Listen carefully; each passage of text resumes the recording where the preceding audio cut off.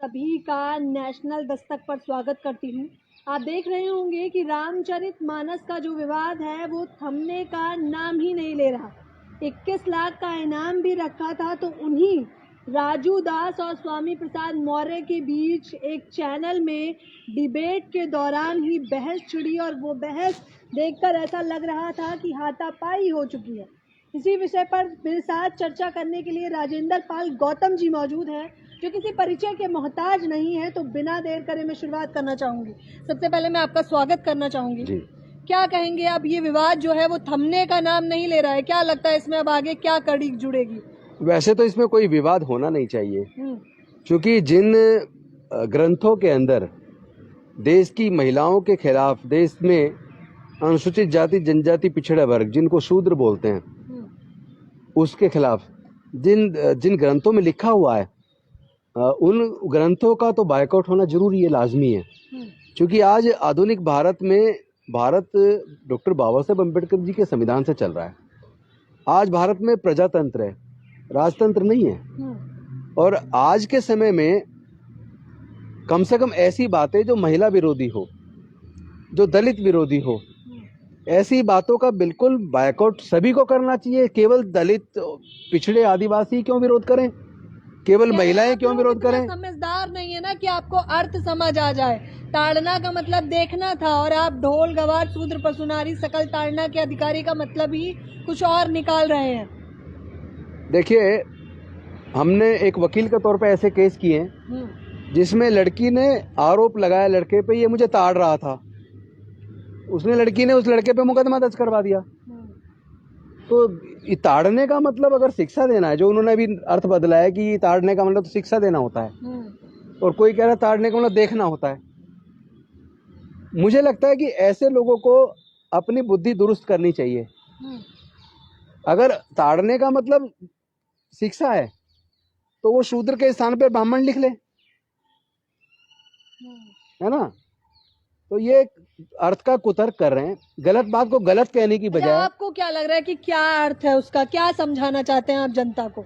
मैं एक ही बात समझाना चाहता हूँ, कोई भी बात जो मानवता के विरोध में हो, जो इंसानियत के विरोध में हो, जो महिला विरोधी हो, ऐसी सब बातों का विरोध देश के सभी लोगों को करना चाहिए, चाहे कोई किसी भी धर्म को मानने वाले हों। जब जब लोग ऐसी गलत बातों के समर्थन में उतरेंगे तब तब ये वैचारिक युद्ध तो होना ही है। आस्था को ठेस पहुंचा दिए हैं ऐसा बोल के, देखा नहीं? 21 लाख जीप काटने वाले को 21 लाख, गर्दन काटने वाले को 500। ये कौन है जो सुपारी दे रहे हैं? इन गुंडों को तो सबक सिखाना पड़ेगा। इन गुंडों को देश के लोग सबक सिखाएंगे। ये साधु का वस्त्र पहन के, बेसिकली ये क्रिमिनल्स हैं, धर्म के ठेकेदार हैं वो। ये हैं कौन? इनको ठेका लेने का कौन अधिकार दे रहा है? ऐसे लोगों को तो समझ आ जाना चाहिए कि ज्यादा दिन तक अब इनकी गुंडागर्दी चलने वाली नहीं है। देश के लोग मानवता पसंद है, इंसानियत पसंद है, न्याय चाहते हैं, बराबरी चाहते हैं। देश के लोग ऐसे किसी भी ग्रंथ को या ऐसी किसी भी बात को स्वीकार करने के लिए तैयार नहीं है। और जो लोग मेरी गर्दन काटने पर इनाम रख रहे थे, स्वामी प्रसाद मौर्य जी की गर्दन काटने पर इनाम रख रहे थे, चंद्रशेखर यादव जी की जीवा काटने पर इनाम रख रहे थे, ऐसे लोगों को अब समझ आ जाना चाहिए कि अब देश, भारत का जो शासन है वो भारत के संविधान से चल रहा है। ऐसे लोगों को, इसका मतलब कानून का कोई डर नहीं है, वो लोग देश के संविधान को नहीं मानते, तो ऐसे लोगों को देश के लोग सबक सिखाएंगे। अभी भी समय है, उनको रास्ते पे आ जाना चाहिए। धमकी वमकी देना बंद करें और हम स्वामी प्रसाद मौर्य जी के साथ, चंद्रशेखर यादव जी के साथ मजबूती के साथ खड़े हैं। कोई बात नहीं, अपना कोई डर नहीं है। ऐसे लोगों से डरेंगे तो देश कमजोर हो जाएगा, फिर देश फिर से गुलाम हो जाएगा। जब देश को बचाने की बात आएगी तो पहले देश के संविधान को बचाना होगा, और देश के संविधान को बचाने के लिए जो भी विरोध करे करने दो, जो भी कुर्बानी देनी पड़े हम देंगे, लेकिन न्याय की इस लड़ाई को अब अंजाम तक पहुंचा के छोड़ेंगे। अच्छा, एक न्यूज चैनल के दौरान ऐसी घटना हो जाना, मुझे लगता है कि ये जो न्यूज चैनल है एबीपी, इसके खिलाफ मुकदमा दर्ज होना चाहिए।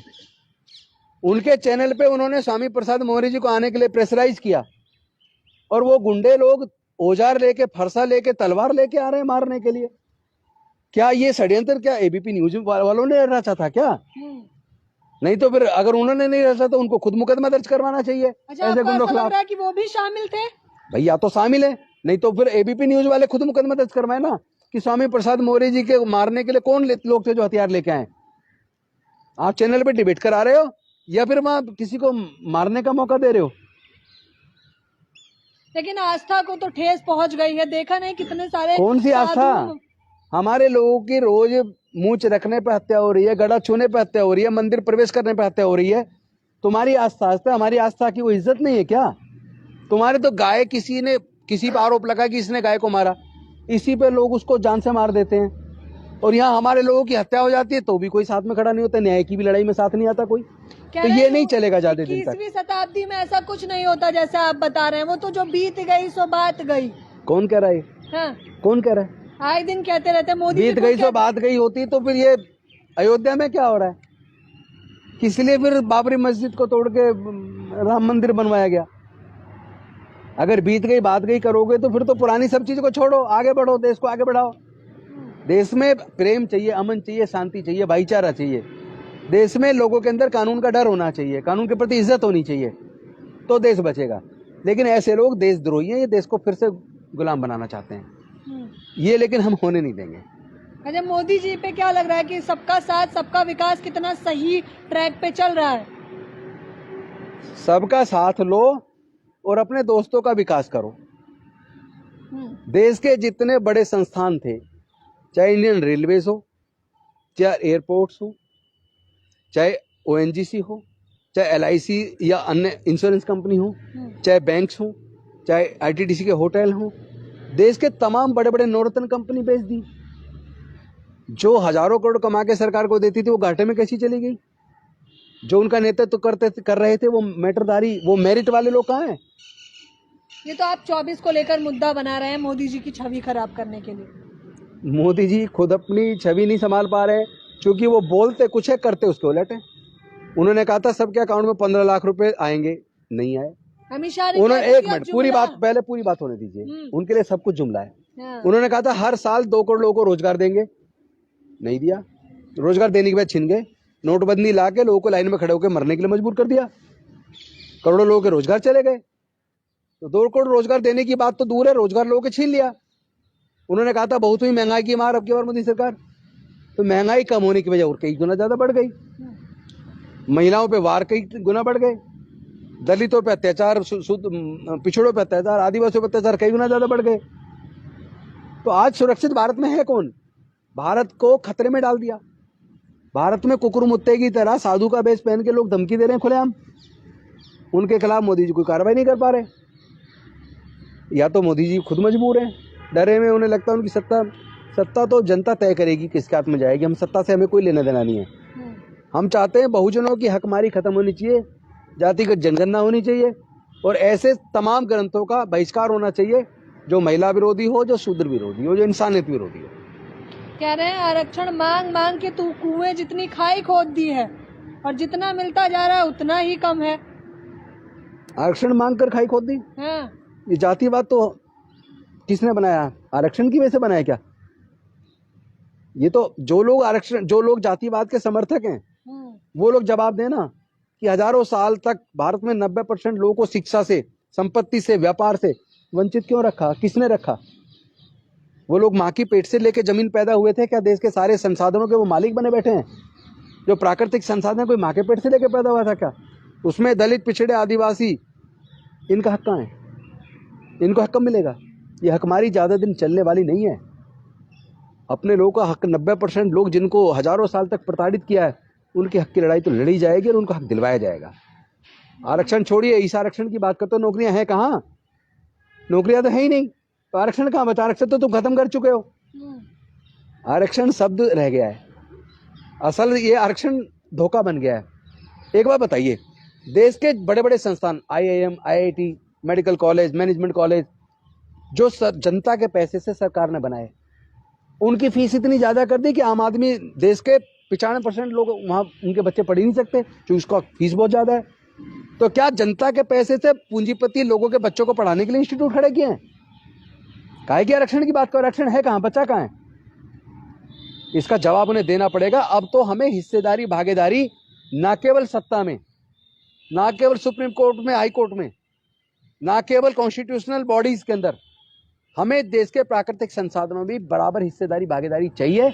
इस लड़ाई को हम लड़ेंगे और अंजाम तक पहुंचाएंगे। तो आप कह रहे हैं कि अभी नहीं मिल रहा है, बस नारा ही चल रहा है। कहाँ मिल रहा है बताओ ना। हाँ। नौकरियां हैं कहाँ? कह रहा है योग्य नहीं है, अब जो निकम्मे हैं उनके लिए नौकरियां कहाँ से आए, आत्मनिर्भर बन जाइए तो मोदी फिर जी। ये जवाब वो लोग दें जो लोग अपने आप को मेरिट वाला काबिल समझते हैं। अगर वो इतने ही काबिल हैं, देश के सारे सर्वोच्च पद पे हुए, तो फिर वो सारे इंस्टीट्यूशन घाटे में जाके बेच के ऐसे गए?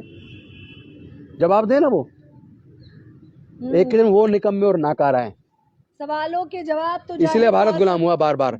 अच्छा, इसीलिए इसलिए भारत बार बार गुलाम हुआ, क्योंकि उन्होंने शस्त्र धारण करने का भी अधिकार कुछ ही लोगों को दे दिया। गरीब इसलिए हुआ क्योंकि व्यापार का अधिकार भी कुछ ही लोगों को दे दिया। देश की मेजोरिटी को तो सत्ता से, व्यापार से, संपत्ति से, सब संसाधनों से दूर रखा। इसलिए भारत बार बार गुलाम हुआ है, हजारों साल गुलाम रहा है। तो इसका मुख्य कारण यही आरक्षण की, जो बार बार एक ही बात की जाती है, आरक्षण भीख कुछ लोग कहते हैं इसे। तो बता दें कि आरक्षण भीख नहीं बल्कि उन सभी लोगों का हक है। शर्म आती है ऐसे लोगों पर जो जीभ काटने, हाथ काटने के लिए इनाम रखते हैं, और ऐसे चैनलों पर भी शर्म आनी चाहिए जो इस तरह की चीज़ों को बढ़ावा देते हैं। जबरदस्ती स्वामी प्रसाद मौर्य को उस डिबेट में बुलाया गया है और सोची समझी साजिश के तहत किया गया है। इसके कई सारे कारण तो इस वक्त आपने मेरे साथ सुन लिए होंगे। तो क्या लग रहा है, रामचरितमानस जो वो कह रहे थे कि बैन हो जानी चाहिए, अगर ये है तो बॉयकॉट हो जानी चाहिए, आपको क्या लगता है? केवल रामचरितमानस नहीं बल्कि कोई भी ऐसा ग्रंथ जो इंसानियत के खिलाफ हो, जो मानवता के खिलाफ हो, जो महिलाओं के खिलाफ हो, ऐसे किसी भी प्रकार के ग्रंथ का विरोध होना चाहिए। ऐसे ग्रंथों का बायकॉट होना चाहिए। ऐसे ग्रंथों पे छपने पे बैन लगना चाहिए। अब समय आ गया है, न्याय की लड़ाई को और देश को बचाने की लड़ाई को सबको मिलकर लड़ना चाहिए। अच्छा, बीजेपी कह रही थी कि हम कैसे ताड़ना के अधिकारी बता सकते हैं महिलाओं को, हम तो खुद देवी का स्वरूप बताते हैं। बीजेपी तो 4 दिन जुम्मा हुए बीजेपी को बने हुए। बीजेपी की बात नहीं कर रहे हम, इसको बीजेपी को लाइए मत बीच में। ये लड़ाई अम्बेडकरवाद बनाम मनुवाद के बीच है। ये लड़ाई न्याय और अन्याय के बीच है। ये लड़ाई इंसानियत और हैवानियत के बीच है। ठीक है ना? इस लड़ाई में अब सबको तय करना पड़ेगा। जो मानवता पसंद लोग हैं, न्याय पसंद लोग हैं, वो लोग इधर आ जाएं। वो संविधान पसंद लोग हैं, संविधान बचाना चाहते हैं, वो लोग इधर आ जाएं। जो संविधान विरोधी लोग हैं, मानवता विरोधी लोग हैं, इंसानियत के विरोध में हैं, अन्यायवादी लोग हैं, जो रोज रोज शोषण करने वाले लोगों को सपोर्ट में खड़े हो जाते हैं, वो लोग हमसे दूर रहें। अच्छा, हिंदू राष्ट्र पे क्या कहेंगे? कह रहे हैं कि हिंदुओं की संख्या अधिक है तो हिंदू राष्ट्र बन जाने दीजिए, फिर कोई आस्था को ठेस नहीं पहुंचाएगा। सबक ले लो नेपाल से। नेपाल ने तो भारत से सबक लेके सेकुलरिज्म अपना लिया। और दूसरी बात, हिंदू राष्ट्र का मतलब क्या? ये मनुस्मृति से शासन चले तो मनुस्मृति का शासन चलेगा देश में। महिलाएं फिर से गुलाम, आदिवासी फिर से गुलाम, और शूद्र फिर से गुलाम, पिछड़े वर्ग के लोग फिर से गुलाम। फिर से देश में केवल 10% लोगों के हाथ में सारी ताकत। तो ऐसा शासन हमें नहीं चाहिए भाई। आपको मुबारक, आप लोग देश को तोड़ना चाहते हैं, देश को फिर से गुलाम बनाना चाहते हैं, तो ये तो चलेगा नहीं, हमें स्वीकार नहीं है। पहचान कैसे करते हैं कि ये मनुवादी है? क्योंकि जो जनता, जो लोग गलत बात को सपोर्ट करें, जो लोग इंसानियत के विरोध में बातें करें, जो लोग संविधान के विरोध में बातें करें, जो लोग महिला विरोधी हों, जो लोग अन्याय को समर्थन देते हों, जो लोग उत्पीड़न करने वालों के फेवर में महापंचायतें करते हों, तो वो तो पता पहले लग जाता है कि ये विरोधी लोग हैं। जो लोग न्याय की बात करते हैं, संविधान की बात करते हैं, मानवता की बात करते हैं, उनका अलग पता चल जाता है। जाहिर तौर पर जो लोग आपको शिक्षा, स्वास्थ्य, रोजगार जैसे मुद्दों से हटाकर बस राम मंदिर के मुद्दों पर लाना चाहते हैं और हिंदू राष्ट्र बनाना चाहते हैं, तो ये बिल्कुल भी मुश्किल है, नामुमकिन आप कह लीजिए, क्योंकि ये देश जो है वो संविधान से चलेगा, ना कि हिंदू राष्ट्र से। आपने देखा कितनी बेबाकी से इन्होंने मेरे साथ बातचीत करी और अपनी बात हम सभी के समक्ष रखी। मैं चाहूँगी कि आप लोग मुझे अपनी राय बताना बिल्कुल ना भूलें। कैमरा पर्सन तौहीद के साथ ज्योति।